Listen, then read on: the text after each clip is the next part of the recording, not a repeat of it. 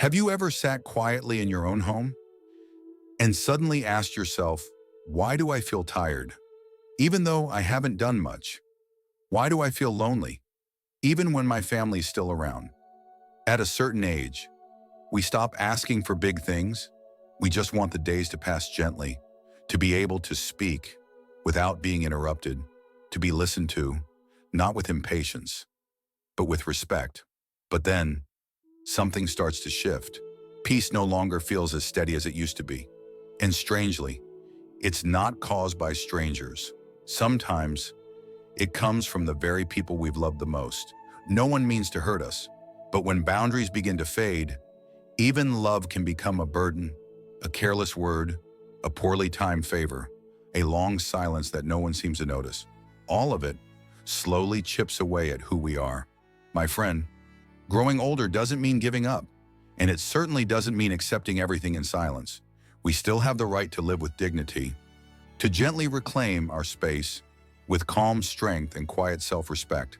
And the truth is, it doesn't have to be complicated.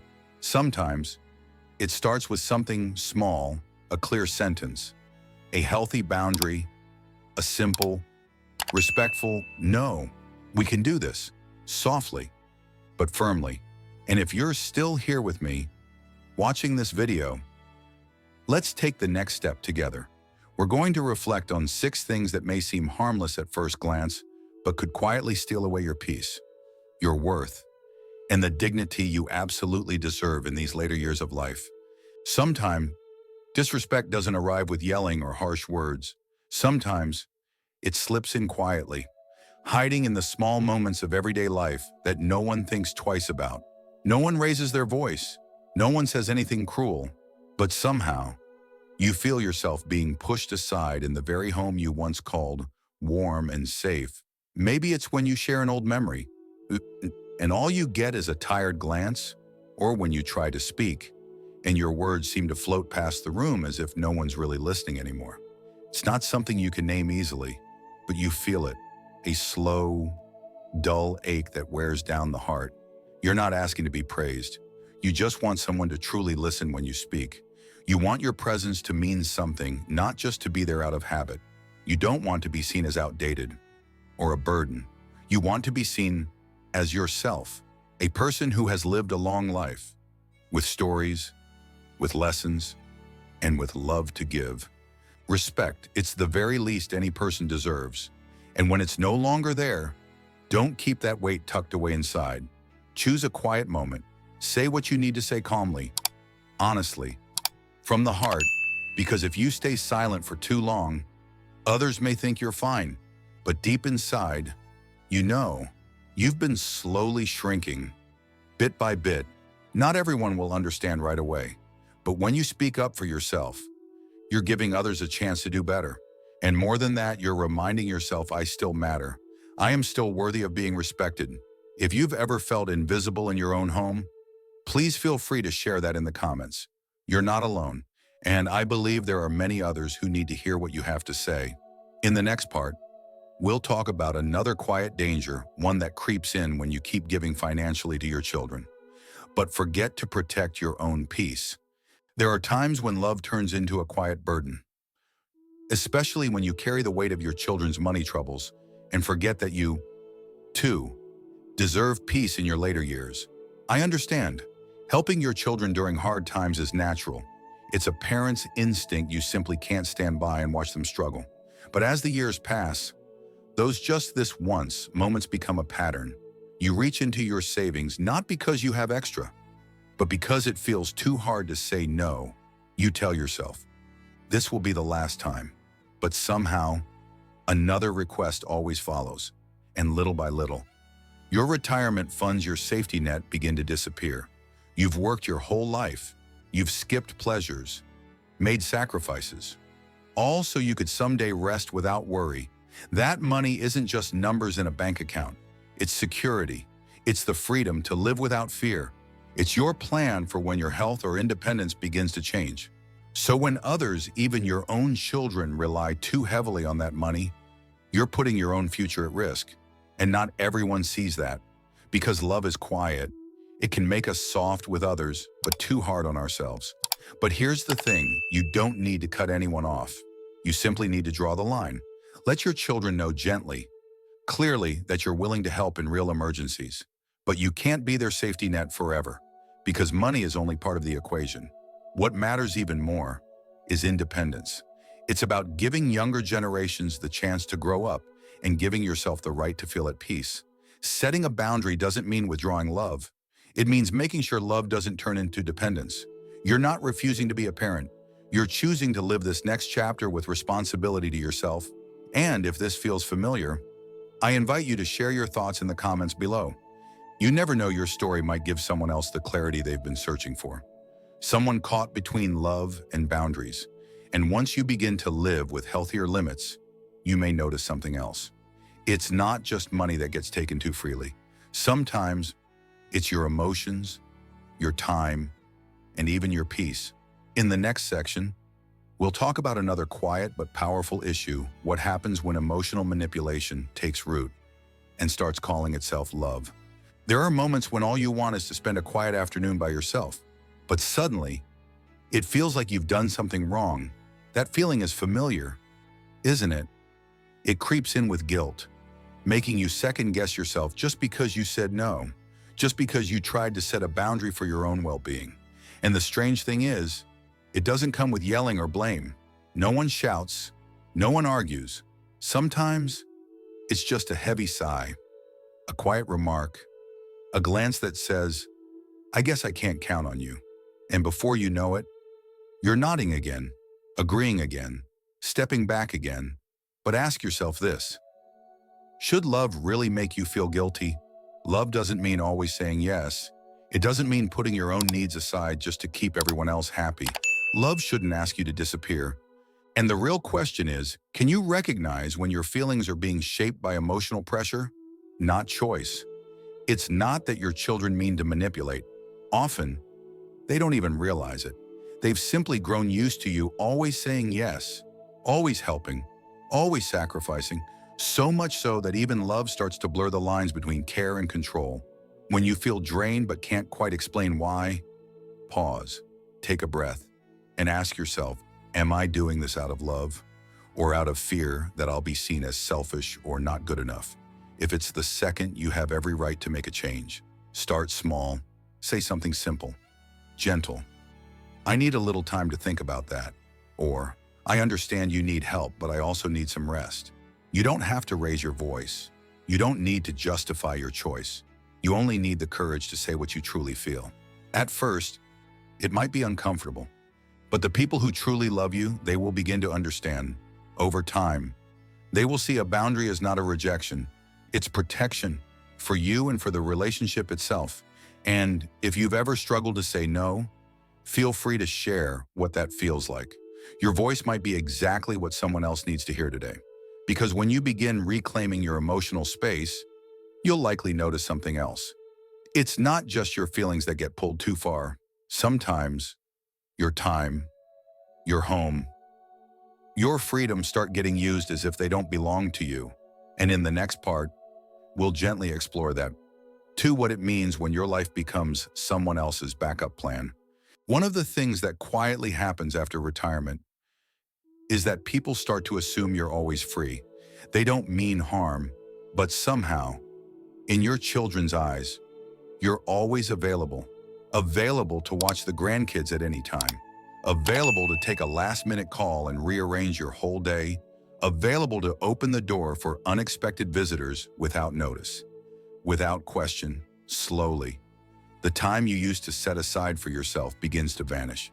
Those quiet mornings with a cup of coffee, on those peaceful walks in the afternoon, those small, gentle hobbies you once enjoyed, all begin to shrink to make room for someone else's schedule. And here's the hard part sometimes. You don't even say anything. You stay quiet because you don't want your children to think you're unwilling to help. You don't want others to see you as distant or difficult. You don't want to disappoint anyone. So you keep saying yes even when your heart feels tired. But my friend, your presence is not a 24-hour service. You are allowed to rest. You are allowed to have your own plans, your own emotions, your own energy to protect. You have every right to say, today, I need some time for myself. Setting a boundary isn't rejecting your family. It's a quiet way of reminding yourself that you're still living, not just for others, but for you. Telling someone you need advance notice before they visit, or that you can only help at certain times during the week, that isn't selfish. It's maturity. Because when people learn to respect each other's space, love actually grows stronger. You don't need to explain yourself too much. Sometimes, a calm, clear sentence is enough. I'm slowing down now, and I'm learning to live at a quieter pace. If you've ever felt like your time and space were quietly taken over, feel free to share your experience in the comments. Not to blame anyone, but simply to remind yourself that you're not alone. Many others are learning. 2. How to live with healthier boundaries. And once you begin reclaiming time for yourself, you might notice something deeper. Not only is your presence being overlooked, but sometimes, so is your absence.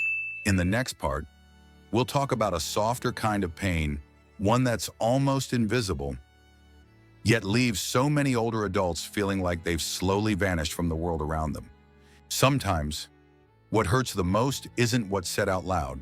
It's the silence. It's sitting by the phone, waiting for a call that never comes. It's going through an entire day without anyone asking how you're doing. It's the quiet realization that you've somehow faded from the minds of the very people who once meant everything. That kind of feeling, it isn't loud, but it's real. It wears at you bit by bit, and before long, you start to pull away. You wonder to yourself, am I asking for too much? But hear this. My friend, wanting to feel cared for is not selfish. Wanting someone to check in on you, to think of you, to simply remember you exist, that's not weakness. That's being human. You were once the steady one, the one who showed up. In their hardest moments, you were there when they were tired, hurting, overwhelmed. And now, when you quietly need someone by your side, no one seems to notice. So you choose silence. Not because it doesn't hurt, but because you don't want to be a bother. You don't want to feel like a burden. You've spent a lifetime stepping aside so others could take center stage, but you don't have to suffer alone. You are allowed to speak, not in anger, but with honesty. A simple sentence like, "I've been feeling a bit lonely lately," can open a door that's been closed for too long. If they listen, the relationship can begin to heal. And if they don't, you've still honored what's been inside your heart all along. Eventually, you may come to see something clearly. Not all love comes from blood. There are people who sit quietly beside you, without needing fanfare, but they're present. Maybe it's an old friend who remembers your birthday. Maybe it's a neighbor who checks in every morning. Maybe it's someone from your meditation group who always saves you a familiar seat. True connection isn't always bound by family. It's built with presence from those who show up when you no longer have the energy to ask. If you've ever felt lonely in your own family, you're not alone. Leave a comment below if this speaks to you. Sometimes, one quiet voice can help someone else feel seen again. And once you've found the courage to name that loneliness out loud, you'll be stronger when it comes time to protect yourself from another kind of wound. Not silence, but subtle criticism disguised as concern. That's what we'll gently explore in the next part. There's something that quietly happens when you've spent most of your life helping others. People begin to assume you're always available to give up your time, available to put aside your needs, available to carry more.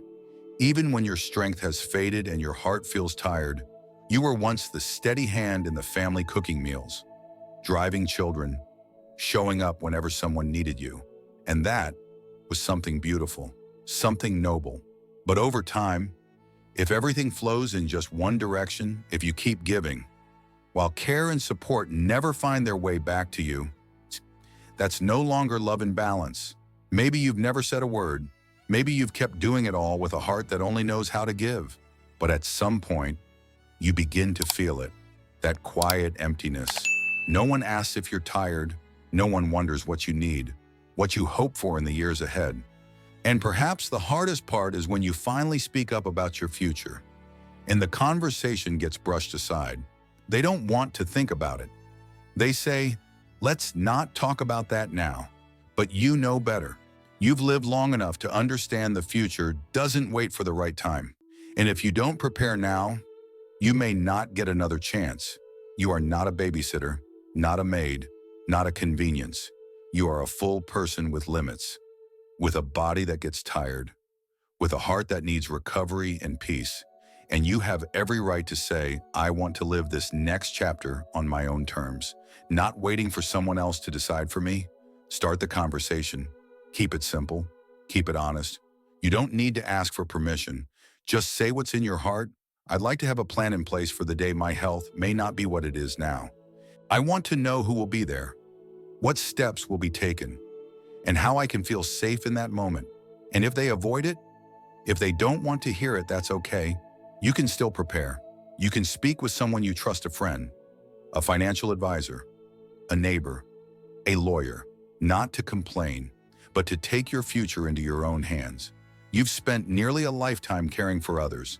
Now it's time to learn how to care for yourself with clarity and deep respect. Don't wait until illness forces the conversation. Don't wait until you no longer have the strength to speak. Start now. Say what you need. And here's the beautiful part: when you begin to honor your own needs, others will slowly learn to honor them too. If you've ever felt like you've given too much without being heard, leave a comment below, because speaking out, that's the first step toward change. And that change won't just help you. It will help the people around you grow too, to look inward and learn what real love looks like. Once you reclaim ownership of your own life, you'll see something clearly. Dignity doesn't come from how much you give. It comes from what you choose to protect for yourself. And before we end this video, let me say one simple thing. You deserve to be loved in a way that truly brings you peace. Dear friend, after living through so many seasons of life, you come to understand there are things no longer worth fighting for, and there are things you simply can't keep accepting, because sacrifice, when it becomes a pattern, unseen and unspoken, slowly begins to blur your worth. And real love never asks you to trade away your peace. If your children love you with the heart of someone who has truly grown, they'll come to understand this too, that love is not about taking, it's about pausing to honor what someone has already given. You don't need to prove anything anymore. You have lived, you have given, you have endured. Now is the time to slow down, to come home to yourself, to treat yourself gently, and to finally allow yourself to rest in the way you truly deserve. If you're still here with me, watching until these last few moments, I invite you to leave a quiet note. I choose dignity. Not to prove it to anyone else, but as a gentle promise to your own heart. And if someone you know might need to hear this message, please send it to them, because sometimes just one soft reminder can ease a burden someone's been carrying in silence. Thank you for spending this time with me, for being part of a space where we're learning to live slower, deeper, and more fully. I hope to see you again soon, in a quiet corner made just for this season of life, where you are always seen and always heard.